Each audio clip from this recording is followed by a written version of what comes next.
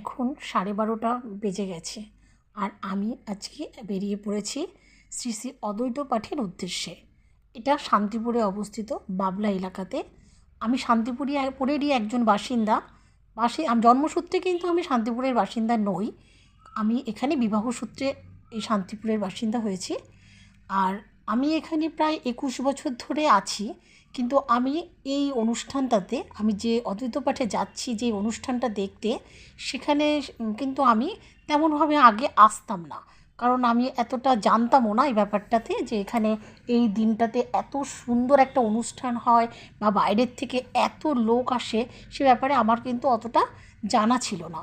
কিন্তু গত 3-4 বছর ধরে আমি এই অনুষ্ঠানটাতে এই মন্দিরে এসেছি, মানে আসতে শুরু করেছি যবে থেকে, তখন থেকে কিন্তু আমার এই মন্দিরটা মানে এই অনুষ্ঠানটা বেশ ভালো লেগে গেছে।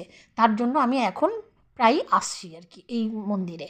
তা শান্তিপুরে তো তোমরা অনেকেই জানো যে বিভিন্ন রকম মন্দির আছে, আর শান্তিপুর একটা ধাম। আমি শান্তিপুরের এই ধামে একজন বাসিন্দা হয়ে কিন্তু গর্ববোধ করি। আমাদের এখানকার রাস তো সবাই জানে যে ভীষণভাবে বিখ্যাত, উল্লেখযোগ্য, বহু লোক আসে। কিন্তু এই অদ্বৈত পাঠের নাম কত লোকে জানে আমি জানি না। তবে এই অদ্বৈত পাঠেও কিন্তু বহু লোক বাইরের থেকে এসে এই আশ্রমটা দর্শন করে। তবে আমি আজ এই আশ্রমেই এসেছি। এই আশ্রমে আজ ইস্কন মন্দিরের থেকে বিভিন্ন মহারাজরা এসে এই মন্দিরে আজকে ভোগ দেন, বিভিন্ন রকমের কীর্তন অনুষ্ঠান করেন, শ্রীকৃষ্ণের হরিনাম সংকীর্তন করেন। তা এই সব আর বিভিন্ন মানে প্রচুর পরিমাণে লোককে প্রসাদ বিতরণ করেন। তা এখানে বিভিন্ন জায়গা থেকে এই দিন বিভিন্ন এই অনুষ্ঠানে বিভিন্ন লোক দেখতে আসে। তা আমিও দেখতে এসেছি। তবে তোমরা তো দেখতেই পাচ্ছ, আমাদের কিন্তু টোটোর থেকে অনেকটা দূরে আজকে নামিয়ে দিয়েছে, কারণ প্রচুর লোক এসেছেন। আর প্রচুর লোক সাইড দিয়ে বিভিন্ন রকম জিনিস বিক্রি করছে, একটা মেলা মতো বসেছে।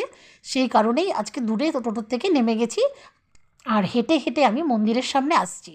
তা মন্দিরের সামনে যেতে কিন্তু আজকে অনেকটাই সময় লেগেছে, কারণ প্রচুর লোক রাস্তায়। আর আমি আর মেয়ে এই অনুষ্ঠানে আজকে বেরিয়ে আর কি দেখতে এসেছি।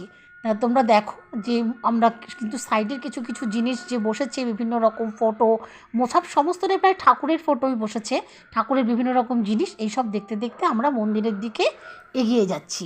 আর মন্দিরের সামনে গিয়ে এতটা ভিড়, যে ভিড় দেখে আমরা মন্দিরের সামনে কিছুক্ষণ থমকে দাঁড়িয়ে গেছি।